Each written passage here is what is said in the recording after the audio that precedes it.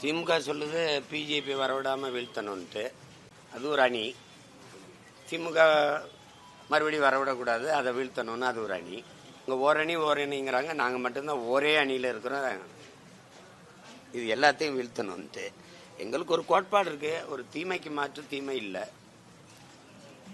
நெருப்பை வச்சு அணைப்பது கடினம். நெருப்பை அணைக்கிற நீர் யாருன்னு இருக்குல்ல, தீ யாரு?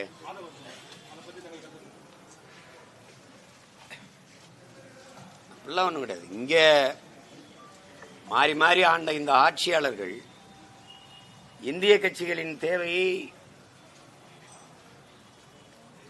ஏன் ஏற்படுத்துறாங்க? இந்த மண்ணுக்கும் மக்களுக்குமான தேவைகளை அதிகாரத்தில் இருப்பவர்கள் நிறைவேற்றி இருந்தால் அந்த கட்சிகள் இந்த நிலத்துக்கு வர வேண்டிய வளர வேண்டிய அவசியம் ஏன் உருவாகுது?